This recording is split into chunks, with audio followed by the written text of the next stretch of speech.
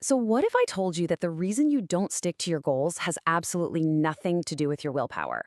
In this explainer, we're going to unpack a really powerful idea that completely flips the script on how we think about success. See, it's not about just trying harder. It's about redesigning your world so that your goals become the path of least resistance. Let's dive. First, let's start with a question I think we've all asked ourselves at some point. Why is it so ridiculously hard to stick to our goals? You know the drill. You have the best intentions, you're going to eat healthy, you're going to exercise more, but by like Wednesday, you're right back where you started. It's so frustrating. But here's the thought. What if you're not lazy? What if the problem isn't you at all? Because the answer, it's not willpower. For years, we've all been told to just try harder, right? To have more discipline.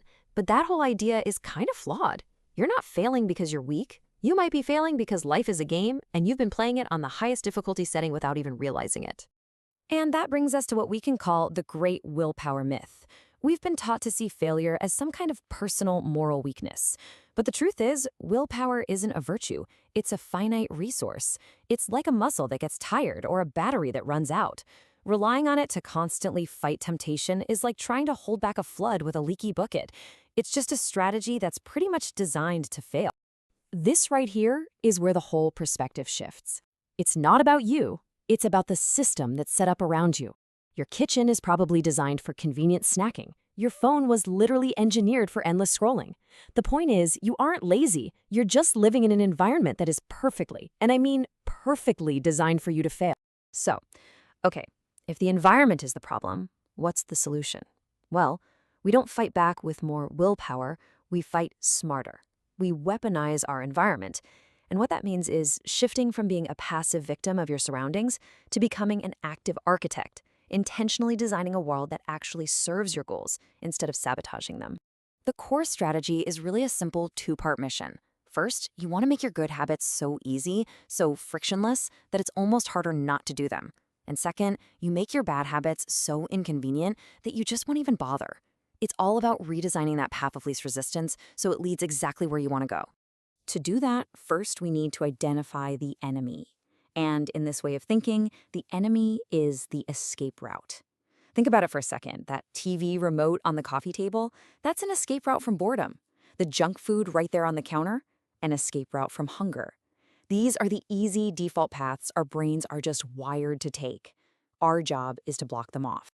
So how do we block these escape routes? Well, it's not with some massive, overwhelming life overhaul. Don't worry. Instead, we use a simple, really actionable strategy, a two-pronged attack. This is all about making small, strategic changes that end up having a huge impact on your behavior. And here are the two prongs. Step one, we add friction. Now, friction is just anything that makes a task a little bit harder. By adding these small obstacles to your bad habits, you make them way less appealing. And step two, we remove friction. We do the exact opposite for our good habits, making them as smooth and effortless as possible. Okay, so that's the theory. But how does this actually translate into a practical blueprint for your life? It's time to move from these big ideas to specific daily actions. Let's see what this looks like in the real world. All right, let's look at some super simple examples. On the one hand, to watch less TV, just unplug it after you use it. I know it sounds silly, but that tiny bit of effort to plug it back in adds just enough friction. On the other hand, to make working out easier, lay out your clothes the night before. You remove the friction of having to find everything. Each one of these is just a small environmental tweak that nudges your behavior, and zero willpower is required. Now, this is where it gets really powerful, when you apply both principles to the exact same goal. Let's say you want to stop late-night snacking. You move the unhealthy snacks to a high shelf in the garage. That's adding a ton of friction. At the very same time, you place a beautiful bowl of fruit right on the counter. That's removing friction. See?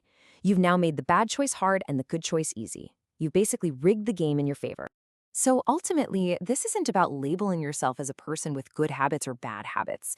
It's really about stepping into a brand new role. You are not just a passive passenger in your own life. You are the architect. You are the designer. This is the crucial shift in mindset you have to make, from victim to architect. Your habits aren't a reflection of your character. They are a direct reflection of your environment. And you know what the best part is? You have complete control over that environment. You can change the blueprint anytime you want. So just remember, true success isn't about forcing yourself to do difficult things through sheer will. It's about designing a world where the things you want to do are the easiest things to do. It's about creating a frictionless path to becoming the person you want to be. So forget about trying to change your entire life overnight. That's just overwhelming. Instead, think like an architect.